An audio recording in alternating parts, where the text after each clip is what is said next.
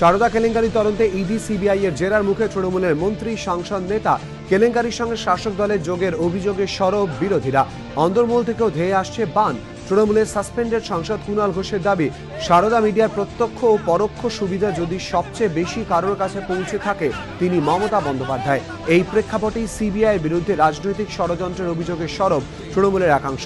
কিন্তু সে পথে হাঁটলেন না তৃণমূলের লোকসভার দলনেতা সুদীপ বন্দ্যোপাধ্যায়। কয়েকদিন আগেই সিবিআই সম্পর্কে দলের সর্বভারতীয় সাধারণ সম্পাদক মুকুল রায়ের গলায় যে সুর শোনা গিয়েছিল তার উল্টোটা ধরা পড়ল সুদীপ বন্দ্যোপাধ্যায়ের গলায়। নরেন্দ্র মোদী ভারতবর্ষের প্রধানমন্ত্রী, নরেন্দ্র মোদীর বিরুদ্ধে 19 ঘন্টা তাকে ডেকে নিয়ে সিবিআই কোয়ারি করেছিল। অর্থাৎ সিবিআই একটা রাজনৈতিক প্রতিষ্ঠান, এটা সবাই জানে। 45 জন সাংসদকে নিয়ে প্রয়োজনে তৃণমূল কংগ্রেস দিল্লিতে যাবে। প্রধানমন্ত্রী বাসভবনের প্রয়োজনে আমরা এ কথা জানাতে যাব।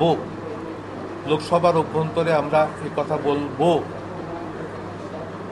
যে কেন্দ্রীয় একটি তদন্ত সংস্থাকে নিয়ে কোনো মতেই যেন রাজনীতি করার কোনো প্রচেষ্টা না হয়। এখন আমরা সুনির্দিষ্টভাবে সে অভিযোগ কোথাও আনছি না।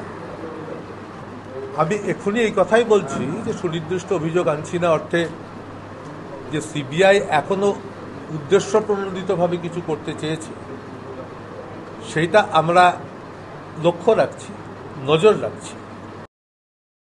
কিন্তু মুকুল রায়ের মতো তৃণমূল নেতারা যখন সারদা কেলেঙ্কারি তদন্ত রাজনৈতিক উদ্দেশ্য প্রণোদিত বলে অভিযোগ করছেন, তখন সুদীপ বন্দ্যোপাধ্যায় সে পথে হাঁটলেন না কেন?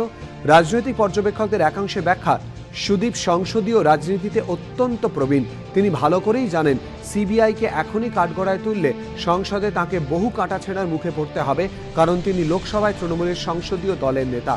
সারদা কেলেঙ্কারি তদন্তে সিবিআই অসমে প্রাক্তন কংগ্রেস বিধায়ক ও ওড়িশায় বিজেপি বিজেডি নেতাদের বাড়িতে তল্লাশি চালালেও কোনো দলই কেন্দ্রীয় গোয়েন্দা সংস্থার বিরুদ্ধে একটি কথাও বলেননি। উল্টে কংগ্রেস পরিচালিত অসমের মুখ্যমন্ত্রী নিজে থেকেই সারদা কেলেঙ্কারি তদন্তভার সিবিআই এর হাতে তুলে দিয়েছেন। তাই সুদীপ বন্দ্যোপাধ্যায়ের মতো সংসদীয় রাজনীতির পোড় খাওয়া ব্যক্তিত্ব এই ইস্যুতে সংযত প্রতিক্রিয়া দিলেন বলেই মত রাজনৈতিক পর্যবেক্ষকদের একাংশের। তৃণমূলের একটি অংশের অবশ্য বক্তব্য, সস্তা রাজনৈতিক জনপ্রিয়তা কুড়োনোর জন্য আলটপকা মন্তব্য সুদীপ বন্দ্যোপাধ্যায় কখনোই করেন না। তাই তিনি সারদা কাণ্ডেও বুঝে শুনেই এই প্রতিক্রিয়া দিয়েছেন। এবিপি আনন্দ।